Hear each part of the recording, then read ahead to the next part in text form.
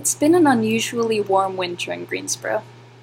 But of course, on the day of the mobile market, the weather decided to act according to its season.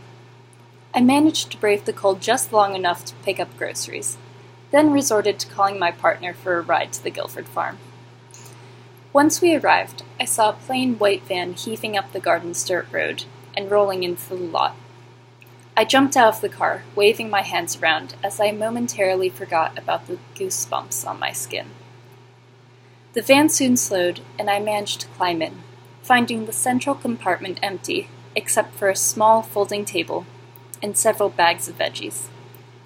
When we arrived at Glen Haven to distribute food to the refugees who lived there, my eyes fell upon the fragmented, jumbled blinds that could not veil the bare apartments that ran throughout the complex. Stepping out of the van, we first set up the table before reaching for any food.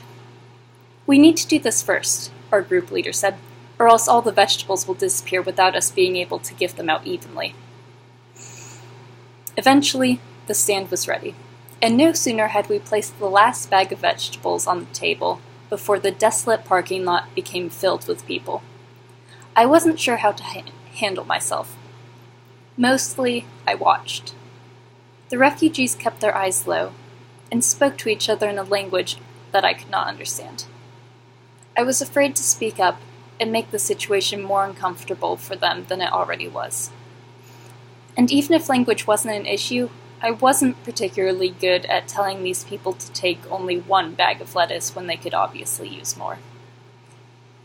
It wasn't long before the parking lot became empty once more, with only a few bags remaining on our table. What was left were red stalks. Beet greens, I was told. And I wondered if the people in Glen Haven had enough ingredients to make the greens edible. I myself have eaten them very rarely, but I hear that they must be cooked in a specific way with specific items to make them any good. Maybe this is why they didn't go so quickly. One member of our group began to put up the table, while the rest of us went to distribute these remaining greens.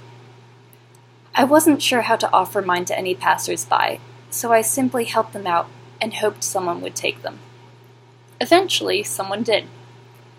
But it wasn't until we returned to the van that we found someone who really wanted them. It was a man who asked us whether there was any food. Any food, he emphasized. It felt terrible saying no. After the mobile market, I can see how the Food Justice Club takes ethical action in Greensboro. There is the obvious example of distributing surplus in the form of food, as well as the example of, and I'm quoting here, encountering others in a way that supports their well-being.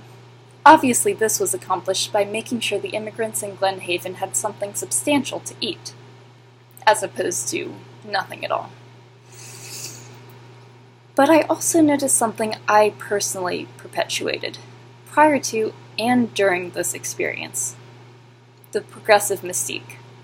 Like many people, I viewed the generosity towards others as a satisfactory means of giving back to the community.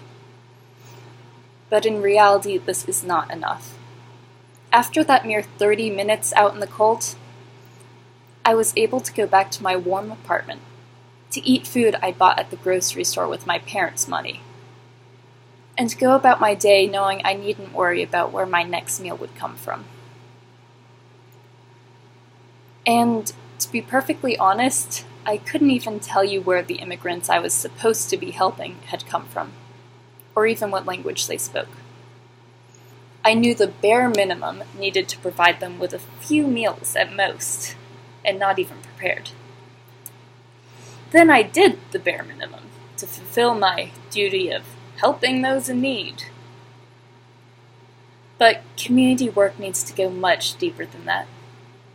And understanding this was a key factor of my volunteer experience.